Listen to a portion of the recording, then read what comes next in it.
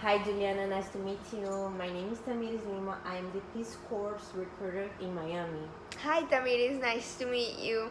I've looked for you quite some times, and I'm so happy to be here. Thank you for having me. Oh, nice. Here we are. I work with different South Florida university to spread knowledge about the work we do. So the jobs available and the different opportunities the Peace Corps offers. So I'm responsible of recruiting anyone who is interested on joining the Peace Corps. Nice, nice. Yeah, the Peace Corps is a no-profit organization that promotes world peace. So our mission is to promote world peace and friendship. We achieve this by fulfilling three goals. So help people promote a better understand of Americans and to help promote a better understand of other people on the part of Americans. This is what I love so much about the Peace Corps. So it's interesting, but your last name is Botero, correct? Yes, yes. So are you related with the Columbia painter? Actually, I am. He's my father's wow. cousin. Amazing. Yes. That yes. means that you're also Colombia, right? Yes, I am Colombian. I was born and raised in Colombia. Oh, very nice. Yes, Beautiful country. very proudly. Tell me a little bit about yourself. So, for how long have you lived in the U.S.?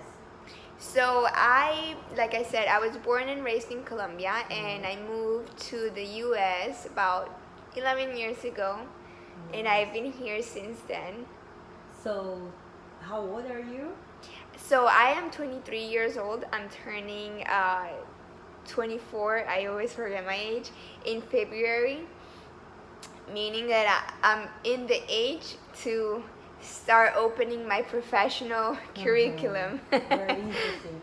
Oh, you graduated as a conflict communication major, correct? Correct, yes. I graduated last December as a conflict management communication. Very nice.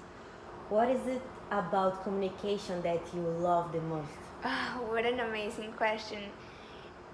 You know, what I love the most about communication is the art and the possibility of expressing yourself without hurting any feelings, or expressing yourself in a way that anyone could understand your point of view. Yeah, I get it. And it's the most wonderful gift humans have, communication, because without communication nothing would exist. Yeah, it's really true. Would you say that communication is a skill you possess? Oh yeah, for sure. And that's actually why I did my major in communication, in conflict communication, because I believe that because I'm a people person, I have the tendency, and it's easy for me to communicate and relate to others and get my point across in a very respectful and caring way. So yes, and besides, I love to talk. Okay. What are your professional goals? So, that's something that I ask myself a lot, and whether it's my personal goals or my professional goals, it comes down to one thing, and that's being happy. And what makes me happy is helping the community, helping people and kids and animals, especially animals. And what better way of doing what I love, that it's helping people by doing what I love the most, and is caring for the environment and for the animals. So I would say this is my dream job. This is my professional goal that I want to fulfill these two dreams of mine in one. This is very beautiful. Nice. So let me continue. How did you hear about the open position? So I actually have two friends who work for the Peace Corps. Both of them are in Senegal, Africa, and they created. Their job is to create like a waste program, and also teach young women, young girls, basic education. So they kind of started like talking to me about it. I've always wanted to work with a nonprofit organization. Um, Something related to animals and the environment. And so through them, I started looking into, how do I start? What do I need? And then there was a fair. You guys came to FIU, which is the university I used to go. And, I spoke to some of the volunteers and all that. And that's how I found out about this specific position. And here I am. So this is why do you see yourself as an environment promoter? So I see myself as an environmental promoter because I'm fulfilling two of my biggest dreams, which is caring for the environment and animals and helping the community. So honestly, this is like, there's no, from what I understand about this job, there's no other job that I see myself, just fulfilling my heart of joy and of excitement. So that is why. Are you familiar with the environment issues the world is currently facing? Unfortunately, I am, and I am so aware about all the different problems the environment is facing right now that I feel a sense of responsibility to make a difference in the world. To teach young kids and the like our future about these things. How do we can we can't save the world, but how can we make a difference to help somehow to avoid more damage?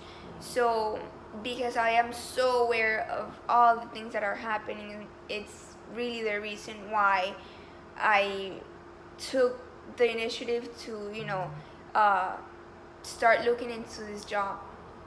Sure. So, how would you apply your communication skills as an environment promoter? So this is something that I've really thought about. And first of all, I am from a third world country, and I know, or I have a good idea of how our communities in South America think, in Central and South America think.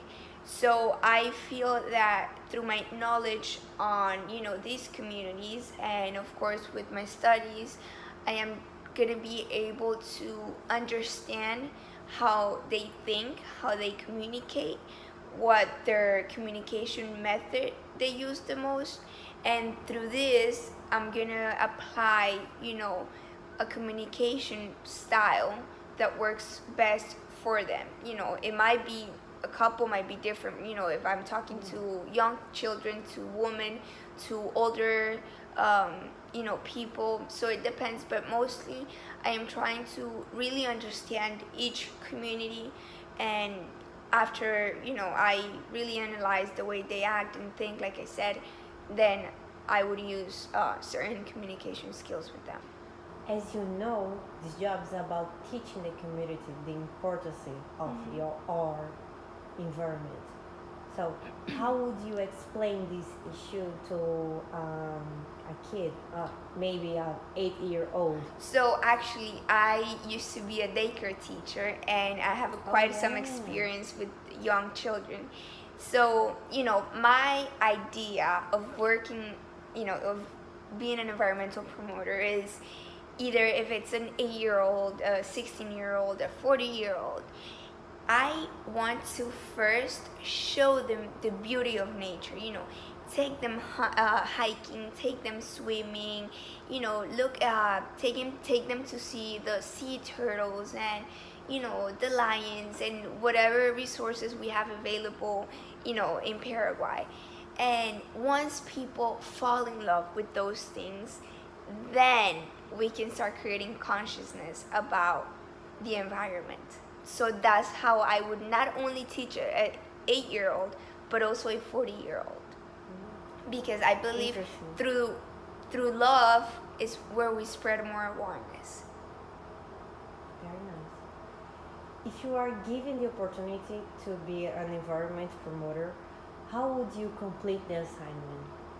So, like I said, I would complete this assignment by making people fall in love with the most beautiful thing we have, which is our natural resources. And after that, I would slowly start introducing, how the environment works, the ecosystems, and all that, so that they have a better understanding of, the A and B, how it happens, their reason to be.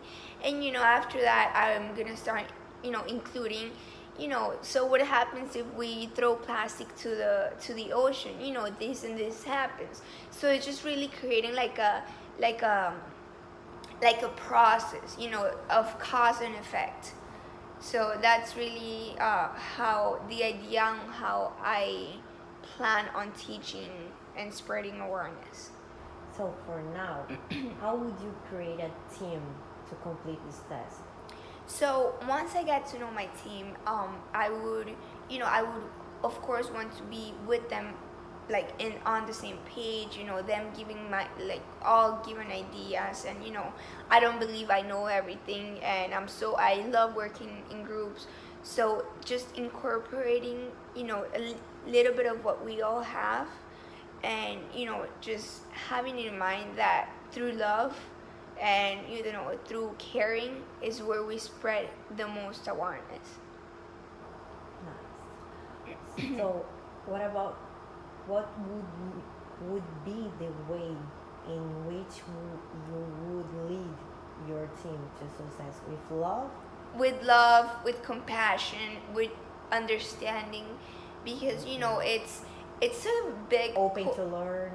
right, yeah, it's a big cultural shock. We cannot expect that these communities in Paraguay are going to act the same as Americans do, because they simply don't have the same culture, the same education. Yes. So by being understanding, compassion, patient, open-minded, I think that's how I believe our group should be leading.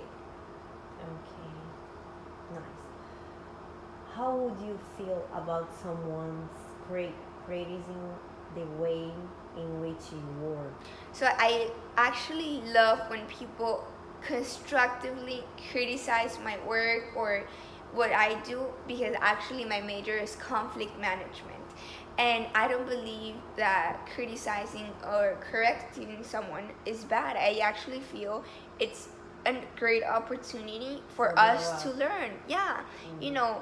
Like I said, I don't know everything.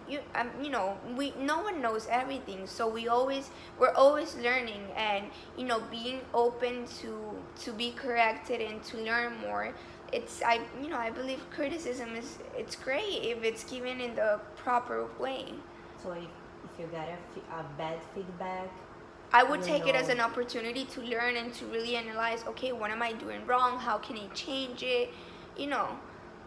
And it'll create a better dynamic also with the group, I think. Describe a team in which you had to accommodate your work ethics in order to achieve your purpose.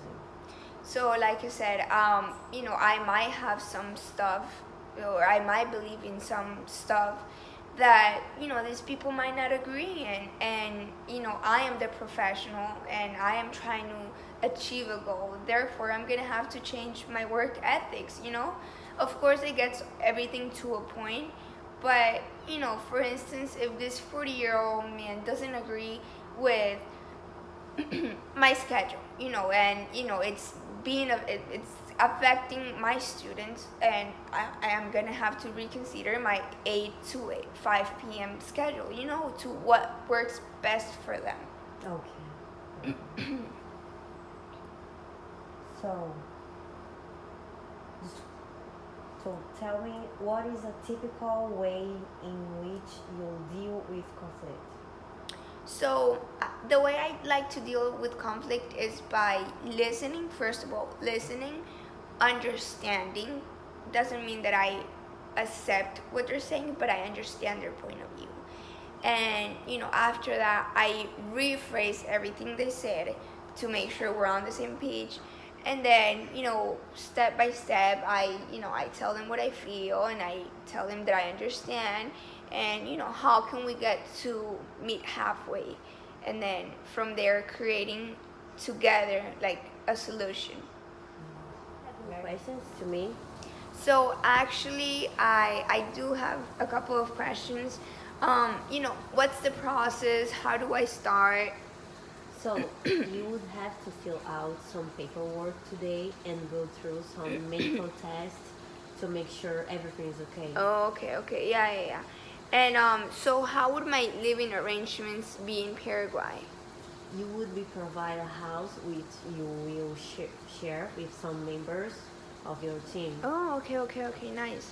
Also, what would I like? Will I have access to internet, food, all that? No, yeah, sure. You will have access to internet and learn material. Oh, okay, great. That's awesome. I have to ask this question. How much is the salary? Oh, the salary is the best one. Actual position, it depends. So it's approximately about $3,000 a month. Oh, okay, nice. And will I have any type of benefits working for this organization? Yeah, sure. We will have a medical insurance. Oh, okay, nice. So, Juliana, it's very satisfying to see how passionate you are about helping the community. I believe you are a great fit to what this position needs. There are some medical exams you have to do in order to take the position. Once those exams are passed, we can start processing all the paperwork. And tomorrow, I will send you all the medical information we need from you, and I think that's all. So it was a pleasure meeting you. It's very nice. Thank you so much for the opportunity. You don't understand how much this means to me. Thank you so much. I hope to hear back from you